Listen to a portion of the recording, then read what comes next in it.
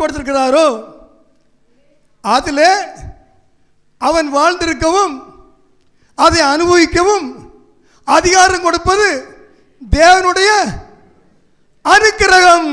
எடுத்தவங்க வாசிங்க. யாரும் எடுக்கலையா? 5:19 வாசிங்கம்மா. தேவன் ஐஸ்வர்யம், நல்ல கவனிங்க, ஐஸ்வர்யத்தையும் சம்பத்தையும் எவனுக்கு கொடுத்திருக்கிறாரோ அவன் அதில் புசிக்கவும் தன் பங்கை பெறவும் தன் பிரயாசத்தில் மகிழ்ச்சியா இருக்கவும் அவனுக்கு அதிகாரம் அளிப்பது. ஆகா, எவ்வளவு அழகா இருக்கு. தேவனுடைய அனுக்கிரகம். அவனுக்கு ஒரு அதிகாரம் வேணுங்க. அது மனுஷ அதிகாரம் இல்லை. அந்த அதிகாரத்தை பெற்றுக்கொள்ள அவனுக்கு ஒரு அனுக்கிரகம் வேணும். அது மனுஷ அனுக்கிரகம் இல்லை, அது தேவ அனுக்கிரகம். தேவன் அனுக்கிரகம் பண்ண வேண்டும். எல்லாம் நீ பெற்றுக்கொள்ளலாம். நல்ல சம்பளம் வாங்கலாம், எல்லாரை விட நல்ல ஐஸ்வர்யமா இருக்கலாம், பெரிய வாழ்க்கை வாழலாம், பெரிய உத்தியோகம் இருக்கலாம், அரசியல்ல மேல இருக்கலாம். ஆனாலும் இதெல்லாம் அவர் தான் தர்றாரு.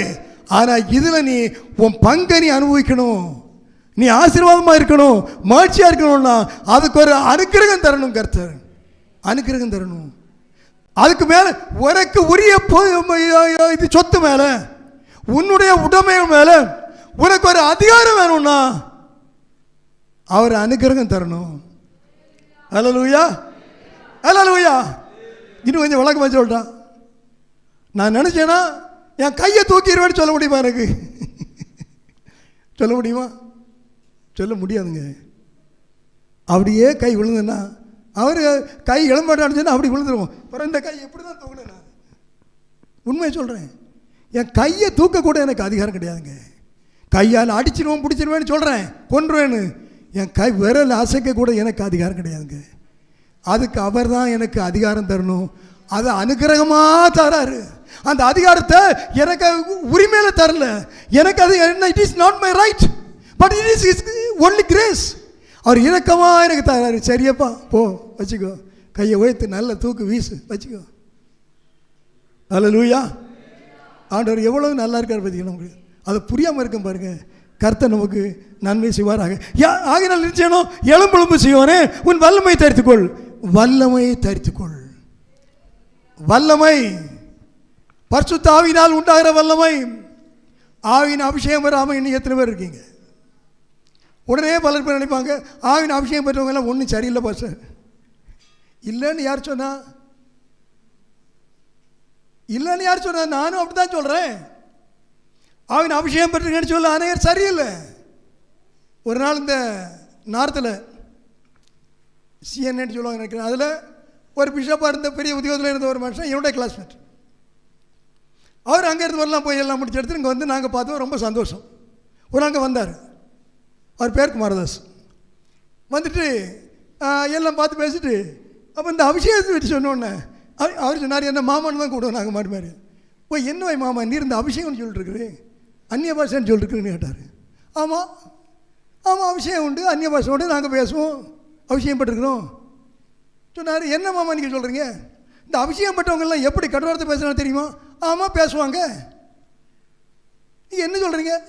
அபிஷேகம் பெற்றவன்னு சொல்லுவாங்க, கட்டுவார்த்தை பேசுவாங்க, அடிப்பாங்க, எல்லாம் செய்வாங்க, அக்கிரமம் நடப்பான். அதுக்கு நமக்கு என்ன? நான் அபிஷேகம் பண்ணுறவனு வேதம் சொல்லுது, நீங்கள் பண்ணுறோன்னு சொல்லுது. ஆனால் நாம் என்ன செய்யக்கூடாது? கட்டுவார்த்தை பேசக்கூடாது, அக்கிரமம் செய்யக்கூடாது, ஆவியினால் கிரியலை செய்யணும். அது நம்ம செய்ய வேண்டியது. அதுக்கு தான் அபிஷேகம். அவன் செய்கிறான்னா ஆண்டவரை ஏமாத்துறான், அவனை ஏமாத்துறான், நமக்குன்னு செய்யறது. அப்படி வேதத்தில் இருக்குல்ல, என் நாமத்தால கலத்தனமாக பேசுவாங்கன்னு இருக்குல்ல, அப்புறம் என்ன? அவருக்கு அது மேலே ஒன்றும் பேச முடியல. அடுத்தவனே பார்க்குறீங்க, வசனத்தை பாருங்க. நீங்கள் நல்லா இருங்க அப்படின்னா கிறிஸ்தவன்னு சொல்கிறோம் என்ன எவ்வளோ தப்பாக இருக்கான் இல்லையா? அப்போ இனிமேல் நான் கிறிஸ்தவன் இருக்க மாட்டேன்னு சொல்லுவீங்களா அப்படின்னு கேட்டேன். கிறிஸ்தவன் அடிக்கிறான், கொள்றான், ஊழியக்காரனே கொள்றான், ஊழியக்காரனை கொள்றான், நடக்குது. அப்படின்னா நீங்கள் என்ன கிறிஸ்தவத்தை வெளியே போயிடுவீங்களா?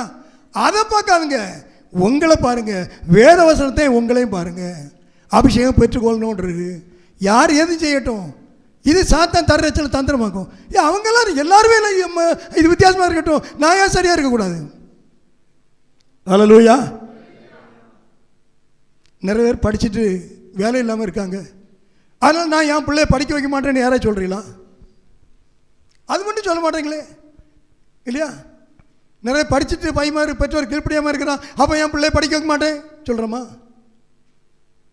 காலேஜில் போனால் நிறைய பையன் கெட்டு போகிறான், உண்மைதான். அதனால நான் என் பிள்ளைய காலேஜ் விட மாட்டேன்னு சொல்கிறோமா?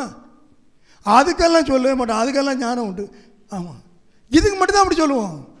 வல்லமையை தரித்துக்கொள். ஆண்டோடைய ஆலோசனை, அபிஷேகத்தை பெற்றுக்கொள்ளுங்க. அபிஷேகத்தை பெற்றுக்கொண்டாங்க வாழ்க்கை மாறும். அபிஷேகத்தை பெற்றுக்கொண்டால் சில சுபாவங்கள் மாறும். இயற்கையில் சில கர்த்தர் நன்மை வச்சிருப்பார், அது வேற இருக்கட்டும். ஆனால் முடியாதவங்களுக்கு, தன்னை காத்துக்கொள்ள முடியாதவங்களுக்கு அபிஷேகம் அவங்களுக்குள்ளே வல்லமையாக கிரியை செய்யும். அல்லேலூயா, அல்லேலூயா. ஆகவே வல்லமை தரித்துக்கொள். எருசலேமே, உன் அலங்கார வஸ்திரத்தை உடுத்திக்கொள். அலங்கார வஸ்திரத்தை நீ உடுத்திக்க. ஒரு 3 பாயிண்ட் தான் வந்திருக்கேன், இன்னொரு 7 பாயிண்ட் இருக்குது. அது இருக்கட்டும், இதோட முடிச்சிடுறேன். அலங்கார வஸ்திரம், அது என்னங்க அலங்கார வஸ்திரம்? நாம் என்ன அலங்கார வஸ்திரம் கொடுக்குறோமா, அலங்கார வஸ்திரம் கொடுக்குறோமா? சொல்லுங்க. அல்லேலூயா. சரி, அது நம்ம இப்போ டாபிக் இல்லை. ஆனால் போன வாரம் ஒரு சகோதரி அழகாக சொன்னாங்க ஒரு வார்த்தை, எனக்கு அது ரொம்ப ஒரு ஐ ஓப்பனராக இருந்தது. சரி, ஆண்கள் பெண்கள் ஆடை அணிகிறாங்க, இருக்கட்டும். நம்ம எல்லாம் போய் என்ன அங்கே குறைந்த என்ன இது திராசில் நிற்க வேண்டாம். ஆண்கள் எங்கேயாவது பெண்களுடைய அட்ரஸ் தரிக்காங்களா அப்படின்னு அவங்க கேட்டாங்க. சேலை கட்டிட்டு வந்து போகிறாங்களா ஆண்கள்? அப்படி போனதாக இதுவரை நான் பார்த்துட்டு. ஆனால் பெண்கள் வந்து ஆண்கள் ட்ரெஸ் தரிச்சிட்டு போகிறாங்கன்னு சொன்னாங்க. அது என்ன எனக்கு தெரியல, அது நம்ம சப்ஜெக்ட் கிடையாது. நீங்கள் எப்படி புரியுமோ இது புரியணும், புரிஞ்சுங்க. இங்கே என்ன சொல்லப்பட்டிருக்குன்னா, உன் வஸ்திரங்கள் அலங்கார வஸ்திரத்தை உடுத்திக்கொள். நமக்கு எது அலங்காரமோ அப்படின்னு வேதத்தில் சொல்லப்பட்டிருக்கு. உங்களை அலங்கரித்து கொள்ளுங்கள்னு ஒரு வசனம் இருக்குது, எபேசியர்ல நினைக்கிறேன். நம்ம அலங்கரிக்கணுங்க. எப்படி அலங்கரிக்கணுமோ அப்படி அலங்கரிக்கணும். எப்படி எதில் கூடாதோ அதில் கூடாது. நாம் ஆனால் இன்று நம்ம என்ன காண்கிறோம்? எதை எப்படி அலங்கரிக்க கூடாதோ அப்படி அலங்கரிக்கணும். எப்படி அலங்கரிக்கணுமோ அதை ப்ராப்பராக அலங்கரிக்கணும்ன்றது ஒரு கேள்வி தான் பாருங்கள். எனக்கு அதில் ஒரு சங்கடம் என்னென்னா, இந்த சிலுவை இருக்குது பாருங்கள். சில இடத்துல சிலுவை வச்சுருப்பாங்க. சிலுவை வைக்கிறது சரியாக தப்பு, அந்த கேள்விகள் வரல. சில இதில் அது இயேசுவும் அதில் அடித்து மாடி இருக்கும். அந்த சிலுவையில் கொண்டு என்ன போட்டான்னு தெரியுமா? என்ன போட்டிருக்காங்க இப்போ? ஒரு துணியை போட்டுருவான், அது சாலை போட்டுருவான். என்னடா இது கொடுமை, தேவையாது? சிலுவையில் ஒரு விஷயம் இருக்கோ இல்லையோ அது வேற இருக்கட்டும், அது சப்ஜெக்ட். அதில் அதுலேயே ஒரு சாலை போட்டு விடுவான் பாருங்க. இதை இன்றைக்கு கிறிஸ்துவம் அங்கீகரிக்கிறது பாருங்க. அந்த சாலை முதல்ல போட்டோன்னா கண்டெல்லாம் காரியம் மாறி இருக்கும். ஆமாம், என்ன யோசிச்சு பார்க்குறீங்களா? அது என்ன போட்டால் என்ன, அதெல்லாம் பிரச்சனை கிடையாது, அதுக்கு வரல. சில காரியங்களை செய்யக்கூடாது. அது என்ன கிரியை செய்யுதோ அது வேற. அதுலேயும் ஒரு சாலை அழகாக போட்டு காற்றுல அது ஆடிட்டே கிடக்கிட்டு போகிறோம். அந்த சாலை பார்த்துட்டு போடாது, சிலுவை பார்க்காடா. அது அந்த சால் என்ன அழகாக இருக்குது. அடுத்து லேடிஸை பார்த்தா நிச்சயமாக இது மாதிரி ஒரு சாலை நமக்கு வாங்கினக்குள்ளான்னு என்ன வரத்தான் செய்யும், இயல்பு தானே அது இல்லையா? சிலுவைக்கே சாலை போட்டாப்பா, எவ்வளோ கொடிய காலத்தில் இருக்குன்னு பார்த்துங்க. உங்களுடைய ஆத்மாவை தப்பிச்சிடுங்க. உங்களுக்கு நீங்கள் பலன் கொள்ளுங்க. அலங்கார வஸ்திரத்தை உடுத்திக்கொள். விருத்த சேதனம் இல்லாதவனும் அசுத்தனும் இனி உன்னிடத்தில் வருவதில்லை. இன்றைக்கு அலங்காரமான வஸ்திரங்களை உடுத்திக்கிட்டு ரோட்டில் எங்களாலும் போகிறாங்க. அவங்களோட உள்ள ஒரு தொடர்பு யாருக்கு வருதுன்னு தெரியல. அசுத்தன் அடுத்து விருத்தம் இல்லாதவன் அவங்களோட தொடர்பு வருதா இல்லையா தெரியாது நமக்கு. அதுன்னு அவரை பார்த்துக்கணும். ஆனால் இந்த அலங்கார வஸ்திரத்தை உடுத்துக்கிட்டா அசுத்தனும் விருத்த சேதனம் இல்லாதவனு என்ன செய்ய மாட்டான், வர மாட்டான். அல்லேலூயா. புரியுதா எல்லாருக்கும்? இந்த அலங்காரத்தை வஸ்திரத்தை உடுத்திட்டு போனா பின்னால 4 பேர் அப்படி எப்படி வரமாட்டான். சுற்றி உலகத்தில் உள்ள அலங்கார வஸ்திரம் நிறைய இருக்கு. அதை பார்க்க 4 பேர் வருவாங்க. அதை என்ன எப்படி தச்சிருக்கு, ஸ்டிச்சிங் அப்படி, அதைப்படி இதைப்படி, அதுக்கு 4 பேர். இப்படி போட்டால் இந்த ஆள் இப்படித்தான் இருக்கும் அப்படின்னு கனெக்ட் பண்ணி 4 பேர் போவோம் பின்னால. இந்த அலங்கார வஸ்திரத்தை வல்லமையை தரித்து கொண்டு அலங்கார வஸ்திரத்தை போட்டினா அசுத்தம் பக்கம் வரமாட்டான். விருத்த சேதனம் இல்லாத வரமாட்டான். நம்ம சுற்றியும் வரமாட்டான். கவனிங்க, இங்கேயும் வரமாட்டான். அல்லேலூயா. சில இடத்துல நம்ம ஆட்களை விட மாட்டோம். அசுத்தனை துரத்திடுவோம். அவன் கள்ளப்பையன், சரி கிடையாது, துரத்தவனை. ஆனால் அவன் பின்னால் வந்து நம்ம தலைக்குள்ளோடு ஏறி எங்கே இருப்பான்? மண்டைக்குள்ளே இருப்பான். அப்படியே மெல்ல மெல்ல அப்படியே இறங்கி இறங்கி இறங்கி எங்கே வந்துடுவான்? இருதயத்துக்கு வந்துடுவான். ஜாக்கிரதை, ஜாக்கிரதை. அசுத்தனும் விருத்த சேதனம் இல்லாதவனும் இனி உலகத்தில் வருவதில்லை. அப்படி என்கிட்ட வரக்கூடாது அப்படின்னு எத்தனை பேருக்கு என்ன இருக்கு? எண்ணத்திலும் சிந்தையிலும் தேவையில்லாதவர்கள் என் உள்ளத்தில் வரக்கூடாது அப்படின்னு வாலிப தம்பிகள்லாம் ரொம்ப கட்டுப்பாடாக இருக்கணும்.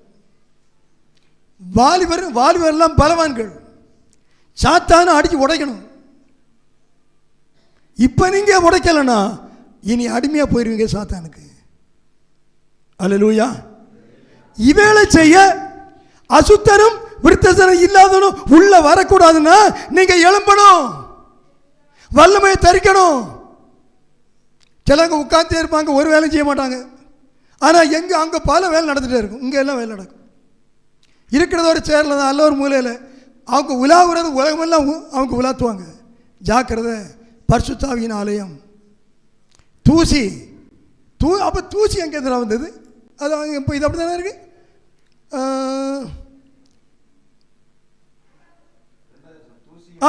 தூசியை உதறு. தூசி எப்படி வந்து? தூசி எங்கே இருந்து வரும்? உலகத்தில் காற்று அடிக்கல. காற்று அடிக்கும் போது அந்த காற்றோட தூசி வரும். உலகத்தில் உள்ள தூசி எல்லாம் நம்ம வீட்டில் ஜன்னல் வழியாக வந்து, கதை வழியாக வந்து, எப்படியாவது வந்து உள்ளே விழுந்துடும். எல்லாம் மேசை மேலே அது மேலே இது மேலே தூசியாக இருக்கும். அது நம்ம ட்ரெஸ்லாம் இருக்கும். சரி, ஒரு காரியம், தூசி உள்ள வரக்கூடாது. ஜன்னலைங்க எதுவும் அடைச்சி போட்டுரும். போயிட்டு ஒரு வாரம் கழிஞ்சு வீட்டில் பாருங்கள், அழகாக தூசி படிச்சிருக்கும். எப்படி வருமோ தெரியாதுங்க. ஆமாம், அடைச்சி போட்டு பார்த்துருக்காங்க. நிறைய தூசி வரக்கூடாதுன்னு. தூசி வரதான் செய்யுது. அப்போ தூசியை உதறணும். வரக்கூடிய தூசியை உதறணும். சிந்தையில் வர்றத உதறணும். எண்ணத்தில் வரத உதறணும். கண்களில் படுறத உதறணும். காதில் கேட்குறத உதறணும். உதறலைன்னா அது உங்களை உதறி தள்ளிவிடும். அல்லேலூயா. இனி உன்னிடத்தில் வருவதில்லை. அப்போ ஆண்டவர் என்ன மறந்தாரு, கர்த்தர் என்ன கைவிட்டாரோ அப்படின்னு ஒரு கேள்வி கேட்ட அந்த அம்மா இல்லை ஒரு விசுவாசி. ஆனால் இங்கே விஷயம் என்ன? நீ எழும்பு. நீ படுத்து இடந்துட்டு இப்படி சொன்னா, தூசி உள்ள இடந்துட்டு சொன்னா, இனி செத்தவன் போல மருத்துவர்களுக்குள்ள கிடக்கிற நீ எழும்பு. உங்கள் ஆவிக்குரிய ஜீவியம் ஜீவன் உள்ளதாக இருக்கா, மரித்ததாக இருக்காங்க? எனக்கு பதில் சொல்ல வேண்டாம், கர்த்தருக்கு பதில் சொல்லிவிடுங்க. இன்னொரு ஆள் மரித்தவராக இருந்தால் எனக்கு நஷ்டம் கிடையாது. ஆத்ம அது வேற, அவருடைய வருகைக்கு அது வேற. நான் என்ன காத்துக்கொள்ளணும்? அல்லேலூயா. நீங்கள் மரித்தவங்களுக்குள்ள தூங்குறீங்களா, தூசிக்குள்ள கிடக்கிறீங்களா, மரித்தவங்களுக்குள்ள தூங்குறீங்களா? எழும்புங்க. யாராக இருந்தாலும் பரவாயில்ல, நீங்கள் எழும்பலாம். தூசியை உதறிட்டு எழும்புங்க. அதை அப்படியே உதறுங்க. வல்லமையை தரித்து கொள்ளுங்க. அடுத்து, சிறைப்பட்டு போன சீயோனே, எதுக்கு சிறைப்பட்டு போச்சீங்க? எல்லா தீமைகளுக்கும் எல்லா அல்லது ஏதாயிலும் சில பாவங்களுக்கும் நீங்கள் உட்பட்டு போனீங்க, சிறைப்பட்டு போனீங்க, சிறைப்பட்டு போனீங்க. அப்போ அந்த சிறைப்பட்டு போகிற சியோன் குமார்த்தியே, நீ சியோன் குமார்த்தி தான் அன்பா சொல்கிறாரு. ஆனால் நீ சிறைப்பட்டு போயிட்ட. ஐயோ, குறுந்து பார்க்குறாரு, உன் கழுத்தில் வேற கட்டு இருக்கு. அந்த கட்டு எங்கே போயிருக்கு? சாத்தான் கையில் வச்சுருக்கான். அவன் எங்கே இழுத்தாலும் போயிடுற. நீ உன் சிந்தை போயிடுதில்ல, எண்ணம் போயிடுதில்ல, அம்மாட்டையும் போய் சொல்லி போயிடுறோமில்ல. அல்லேலூயா. தேவன் வாழ்கிற ஆலயம் நீங்கள் என்பதை ஒருபோதும் மறந்து போகாதீர்கள். விலையின்றி விற்கப்பட்டீர்கள். நீ கட்டில் அவிழ்த்து விடு, அது நீ தான் கவுக்கணும்.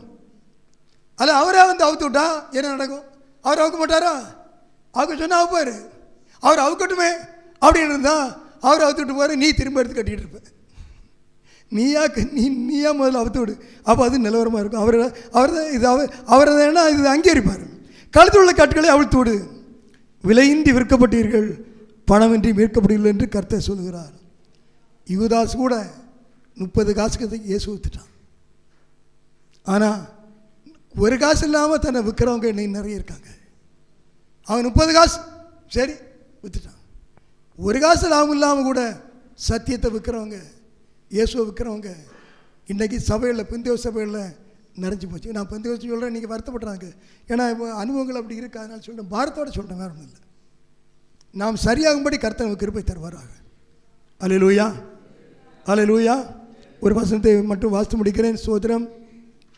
ஏசாயா 49 சீயோனோ கர்த்தர் என்னை கைவிட்டார், ஆண்டவர் என்னை மறந்தார் என்று சொல்லுகிறாள். ஸ்திரியானவள் தன் கர்ப்பத்தின் பிள்ளைக்கு இறங்காமல் தன் பாலகனை மறப்பாளோ? அவர்கள் மறந்தாலும் நான் உன்னை மறப்பதில்லை. அவர்கள் மறந்தாலும் நான் உன்னை மறப்பதில்லை. இந்த ரீட்டா சகோதரி எனக்கு அடிக்கடி ஞாபகம் வரும். கர்த்தர் குழந்தையை கொடுத்தார். மெல்ல மெல்ல நடக்கும் பாருங்க. நடந்து போகும்போது அந்த சோறு பின்னாலே போயிட்டுருப்பாங்க. சரிதானே சார்?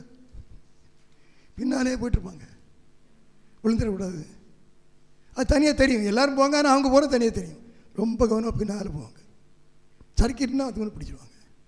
ஒரு தாய் தன் பிள்ளையை எவ்வளோ நேசிக்கிறாங்க. ஸ்திரியானவள் தன் கர்ப்பத்தின் பிள்ளைக்கு இறங்காமல் தன் பாலனை மறப்பாளோ? அவர்கள் மறந்தாலும் நான் உன்னை மறப்பதில்லை. கர்த்தர் என்ன மறந்துட்டான்னு யாரை நினைக்கிறீங்களா? நினைக்க மாட்டீங்க. கேட்குறேன், யாரை நினைக்கிறீங்களா? நினைக்காதுங்க. அது நம்முடைய பலவீனம், அது நம்முடைய விசுவாச குறைவு. அவருடைய அன்பும் குறையில்லை, அவர் நமக்கு வைத்திருக்க ஆசீர்வாதமும் குறைவில்லை. நாம எடுக்காமல் போயிட்டாதான் நம்ம பிரச்சனை. இதோ என் உள்ளங்கையில் கைகளில் உன்னை வரைந்திருக்கிறேன். ஒரு கையில் மட்டும் இல்லை, ஒரு கையில் ஒன்றை பார்த்து இன்னொரு கையில் வேற ஆள் இல்லை, கைகளில் உன்னை வரைந்திருக்கிறேன். உன் மதில்கள் எப்பொழுதும் என் முன் இருக்கிறது. உன் குமாரர் தீவிரித்து வருவார்கள். உன்னை நிர்மூலமாக்கினவர்களும் உன்னை பாழாக்கினவர்களும் உன்னை விட்டு புறப்பட்டு போவார்கள். இதுவரையில் வாழ்க்கைக்கு சாபமாக எந்த காரியம் இருந்திருந்தாலும் அதெல்லாம் போயிடும். உன் பிள்ளைகள், உன் குமாரர் தீவிரித்து வருவார்கள். பிள்ளைகள் வாழ்க்கையில் இன்னொரு ஆறுதல் இல்லாமல் இருக்கீங்களா? கர்த்தர் நிச்சயமாய் ஆறுதலை தருவார். இன்னும் நிறைய வசனங்கள் இருக்குது. 3 பாயிண்ட் தான், நான் 3 வசனம் தான் வச்சுருக்கேன். அடுத்து போகல, டைம் முடிஞ்சிட்டு. கண்களை மூடுவோமா? ஸ்திரியானவள் தன் கர்ப்பத்தின் பிள்ளைக்கு இறங்காமல் தன் பாலனை மறப்பாளோ? அவர்கள் மறந்தாலும் நான் உன்னை மறப்பதில்லை. அவர்கள் மறந்தாலும் நான் உன்னை மறப்பதில்லை. அன்பின் தகப்பனே, உம்மை துதிக்கிறோம். இந்த நாளிலும் நீர் கொடுத்த ஆறுதலான வார்த்தைகளுக்காக ஸ்தோத்திரம். இது நீங்கள் சொல்லுகிற வார்த்தைன்னு நான் நிச்சயமாக நம்புகிறேன் ஆண்டவரே. ஸ்தோத்திரம். இந்த வார்த்தை உம்மிடத்திலிருந்து நான் பெற்றுக்கொண்டது என்பது எனக்கு நிச்சயமாய் தெரியும். ஜனங்களும் அதை உறுதிப்படுத்தி கொள்ள நீங்கள் உதவி செய்யுங்க. அதை பயன்படுத்தி அவருடைய தங்களை உருப்படுத்தி கொள்ள கிருபை கொடுங்க. சபை உள்ள அத்தனை பேருக்கு ஆட்சேபிக்கிறேன். இன்னும் அவருடைய ரட்சிப்பில் உறுதி இல்லாதவங்க அங்கே இருக்காங்க, உறுதிப்படுத்துங்க. சுவாபங்களில் கிறிஸ்துவன் சிந்தை இல்லாமல் நிறைய இருக்காங்க, சரி பண்ணுங்கப்பா. உடைய வருகைக்கு ஆயத்தம் பண்ணுங்க. சொந்த ஞானங்கள் இருக்கிறவங்க நிறைய இருக்கிறாங்க, சரி பண்ணுங்க. இவருடைய குறைவுகளை எங்களுக்கு மன்னிங்க. தெளிந்த புத்தியை தாங்க. வேதத்தில் நிலைத்திருக்க எங்களுக்கு உதவி செய்யுங்க. வசங்களை ஆராய்ந்து பார்க்க கிருபை தாங்க. உடைய சமூகத்தில் தரித்திருந்து உம்மோடு பேச உறவாட அந்த அனுபவத்தை எங்களுக்கு தாங்கப்பா. வறண்ட வனாந்தர அந்த அனுபவங்களை எல்லாம் மாற்றி கர்த்தருடைய தோட்டத்தை போல எங்களை வாழ்க்கையை மாற்றிப்படிச்சு வைக்கிறேன் ஆண்டவரே. ஸ்தோத்திரம். உடைய கருத்தை ஒப்பு கொடுக்கிறேன். வருகை சமயம் ஆண்டவரே. வெளியிடங்கள் வெளிநாடு இருக்கிற எங்கள் எல்லா பிள்ளைகளுக்கு ஆட்சிவிக்கிறேன். வடநாட்டு ஊழியர்களுக்கு ஆட்சிவிக்கிறேன். எங்கள் தேசங்களுள்ள ஊழியர்களுக்கு ஆட்சிவிக்கிறேன். எல்லா இடங்களுடைய நாம் மயப்படும்படி ஆட்சிவிக்கிறேன். சத்துடைய சாத்தானுடைய கோட்டையெல்லாம் விழும்படிச்சு வைக்கிறேன். உம்முடைய அதிகாரத்தின் ஆளுகை உண்டா இருக்கும்படிச்சு வைக்கிறேன். அப்படியே செய்யுங்க. உமக்காக நாங்கள் செய்ய வேண்டிய எல்லா எங்களை பலப்படுத்த படிச்சு வைக்கிறேன். அதுக்காக ஒப்பு கொடுக்குறோம் ஆண்டவரே. பயன்படுத்துங்க, ஆசீர்வதிங்க. இயேசு கிறிஸ்துவின் நல்ல பிதாவே. ஆமென், ஆமென், ஆமென்.